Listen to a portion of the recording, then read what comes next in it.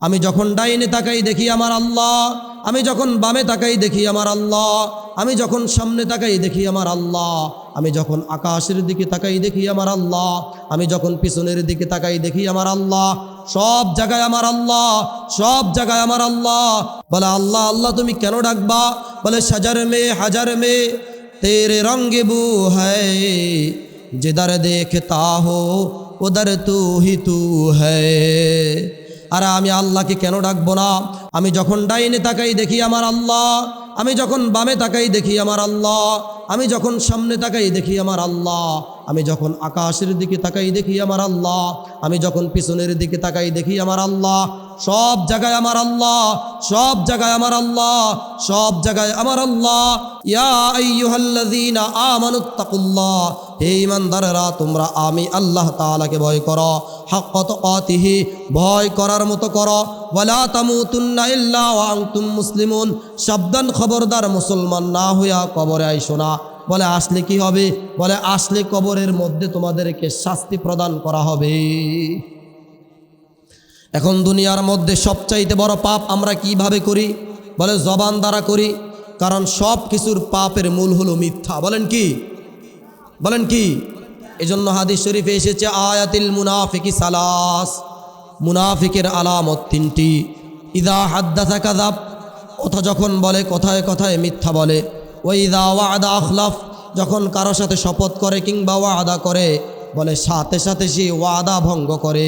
ওয়া ইদা তুমিনা আখান, কোনো মানুষ যখন তার কাছে কোনো কিছু আমানত রাখে সে অকপটে আমানতের খেয়ানত করে। যখন তাকে সব বিষয়ে জিজ্ঞাসাবাদ করা হয় টোটাল সে মিথ্যা কথা বলে। টোটাল কি বলে? মিথ্যা কথা বলে। মা দর্দ জাহা গৈরে খোদা ইয়ার নদারিম,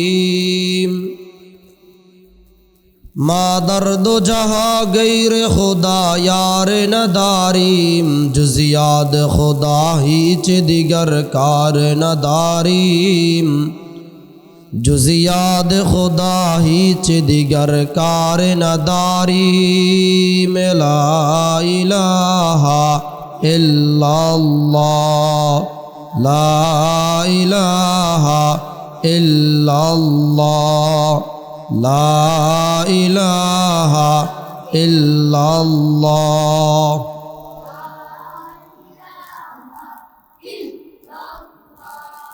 লা ইলাহা ইল্লাল্লাহু মুহাম্মাদুর রাসূলুল্লাহ সাল্লাল্লাহু আলাইহি ওয়াসাল্লাম, সাল্লাল্লাহু আলাইহি ওয়াসাল্লাম, সাল্লাল্লাহু আলাইহি ওয়াসাল্লাম। নেহায়াত কাবিলুল ইহতিরাম সম্মানিত উলামায়ে কেরাম, মুরব্বিয়ানে আওয়াম, মাদ্রাসার তালিবুল ইলম, ইলম পিপাসু আমার প্রিয় ছাত্র ভাইয়েরা, বেরাদারানে ইসলাম, আল্লাহ জাল্লা জালালুহু আম্মা নওয়ালুহুর দরবারে অসংখ্য অগণিত শুকুর ও সুজুদ যে আল্লাহ রাব্বুল ইজ্জাত আপনাকে আমাকে দয়া মায়া মেহেরবানি করে উজানের হজরত পীর সাহেব দামা ফুয়ুজুহুমের সুযোগ্য জামাতা ও খলিফা হজরতুল আল্লাম জনাব হজরত মাওলানা আব্দুল্লাহ আল ফারুক হাফিজাহুল্লাহ আমাদের শাইখের তত্ত্বাবধানে আজকের মাসিক ইসলাহি মজলিসে আমাদেরকে আসার বসার তৌফিক দিয়েছেন বলি আলহামদুলিল্লাহ। মুহতারাম হাজিরিন, সম্মানিত তালিবুল ইলম, হজরতের পক্ষ থেকে বিষয় নির্ধারণ করা হয়েছে জবানের হেফাজত। জবানের হেফাজত স্পষ্ট ঘোষণা আল্লাহ তাআলার পক্ষ থেকে জান্নাতের নেয়ামত। জবানের হেফাজত দুনিয়ার জিন্দেগিতে মুসিবত দূর হয়ে যাবে, সম্পূর্ণ পরিত্রাণ তথা নাজাত। এজন্য উলামায়ে কেরাম বলেছেন যে 5 থেকে 10 গ্রামের এক জবান, যেটাকে বলা হয় জিহ্বা। কি বলা হয়? জিহ্বা দিয়ে আমরা বিভিন্ন জিনিসের স্বাদ চেকি, অর্থাৎ এটাকে আমরা টেস্ট করে দেখি, ঠিক না? আচ্ছা, কাহারও যদি জিহ্বা না থাকে সে কথা বলতে পারবে, কোরআন তেলাওয়াত করতে পারবে, জিকির করতে পারবে? পারবে না। তার মানে জিহ্বা বলেন আর জবান, এই জবানের অনেক দাম। এই জবান কারো জন্য জান্নাত, কারো জন্য জাহান্নাম। এজন্য রব্বে করিম কোরআনে করিমের মধ্যে বলেছেন, মা ইয়ালফিজু মিন কওলিন ইল্লা লাদাইহি রাকিবুন আতীদ। তুমি তোমার জবান দ্বারা যা কিছুই বলছো, যা কিছুই করছো, আল্লাহ তাআলার পক্ষ থেকে দুইজন ফেরেশতা নিযুক্ত। বলেন কয়জন ফেরেশতা নিযুক্ত? দুইজন। কয়জন? দুই। আমানত। তো মুহতারাম হাজিরিন, কোরআনে কারিমে আল্লাহ তাআলা বলছে, আসলে আমাদের জবান হেফাজত কিভাবে হবে? এবার আসেন, জবান হেফাজত কিভাবে হবে? মূলত আমি যতই ওয়াজি করি না কেন, আল্লাহর ভয় যদি আপনার আমার হৃদয়ের মধ্যে না থাকে, তাহলে আমার জবান দিয়েও আরেকজন কষ্ট পাবে। এই জন্য আল্লাহ তাআলা কোরআনে কারিমে বলেছেন, ইয়া আইয়ুহাল্লাযীনা আমানুত্তাকুল্লাহ, হে ঈমানদারেরা, ইত্তাকুল্লাহ, আল্লাহ তাআলাকে ভয় করো। বলে কেমন ভয়? কেমন ভয়? বলে এমন ভয় করো, তুমি অন্ধকার রাত্রে হাঁটতেছো, কেউ দেখে না, কেউ দেখে না, দেখে কে? ইয়া আইয়ুহাল্লাযীনা আমানুত্তাকুল্লাহ, হে ঈমানদারেরা, তোমরা আমি আল্লাহ তাআলাকে ভয় করো। কি করো?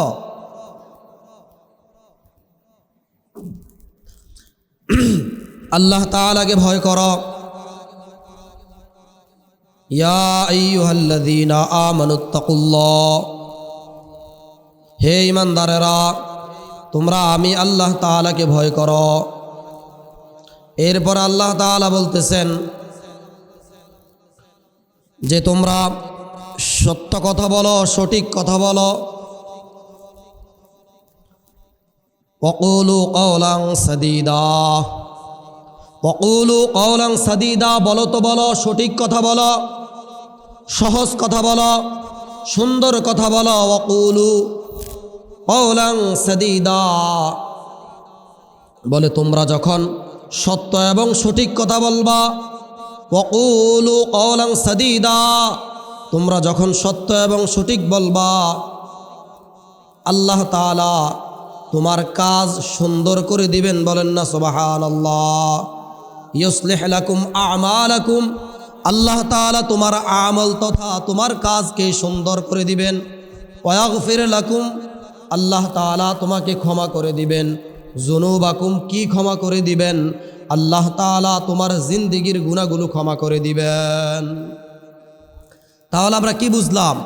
আল্লাহ কোরআনে বললেন, ইয়া আইয়ুহাল্লাযীনা আমানুত্তাকুল্লাহ, হে ঈমানদারেরা, তোমরা আমি আল্লাহ তাআলাকে ভয় করো।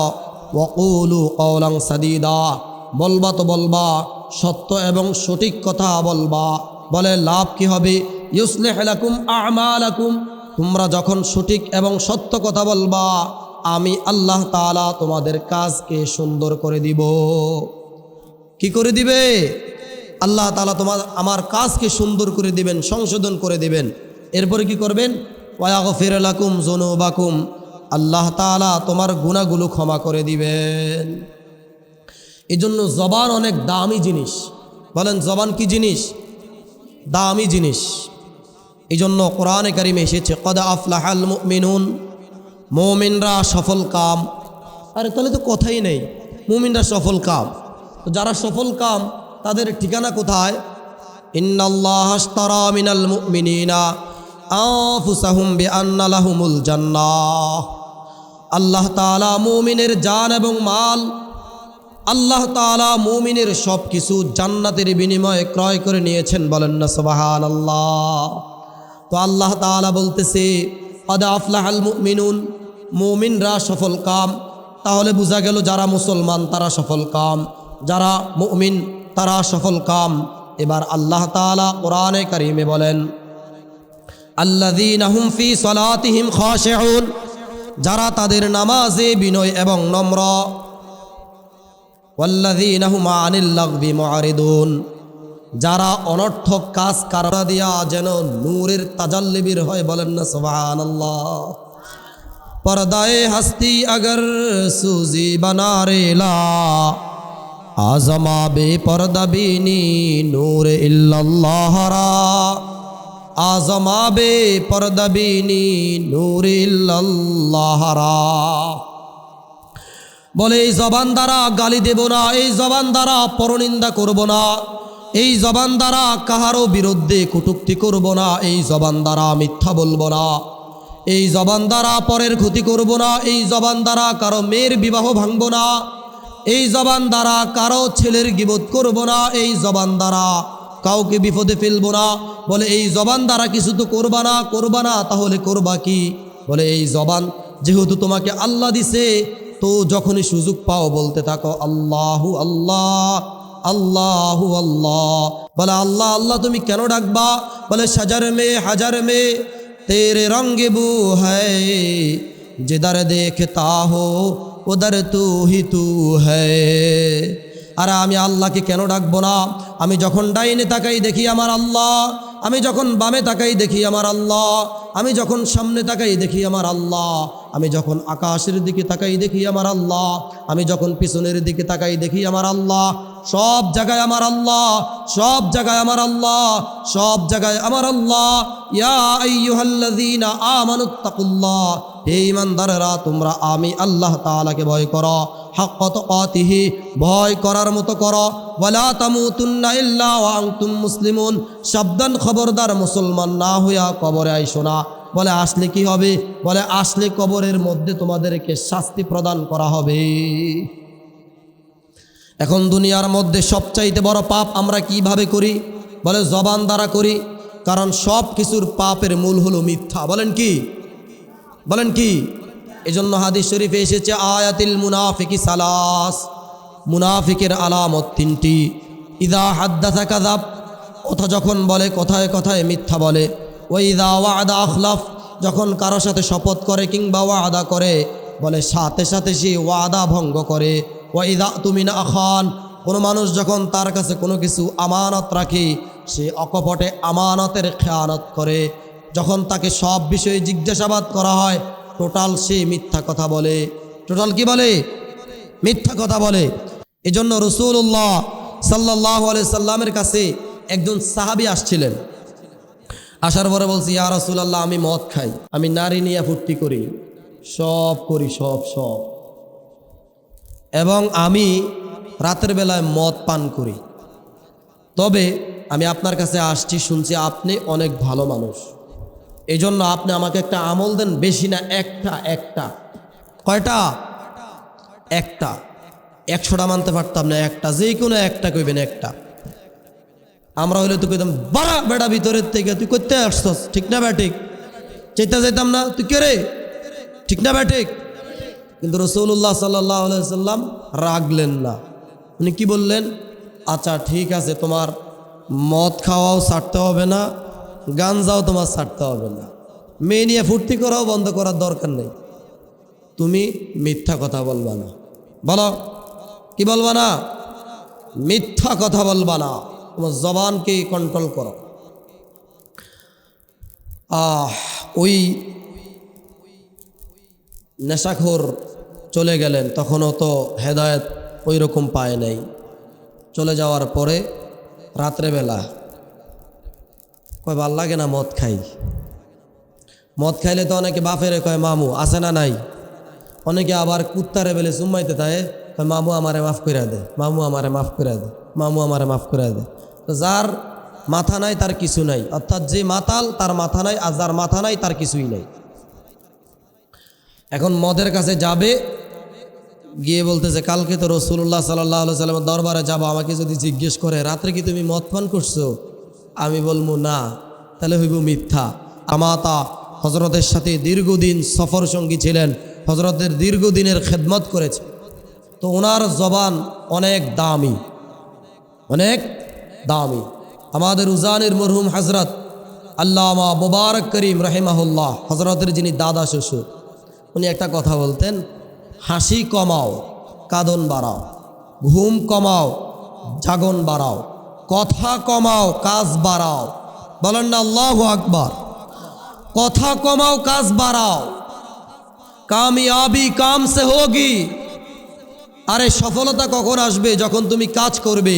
আর লেখা নাই পড়া নাই, ফড়ং ফড়ং, কোথায় ওস্তাদ, এরকম পাবলিক আছে না নাই? কিন্তু পরীক্ষার খাতায় শূন্য। পরীক্ষার খাতায় কি? দুনিয়াও শূন্য, আখিরাতেও শূন্য। শয়তান ওনারে পায়া ধন্য। এই জন্য উলামায়ে কেরাম আহলুল্লাহদের কথার অনেক দাম। আমার শেষ কথা, রসুল আরবি সাল্লাল্লাহু আলাইহি ওয়াসাল্লাম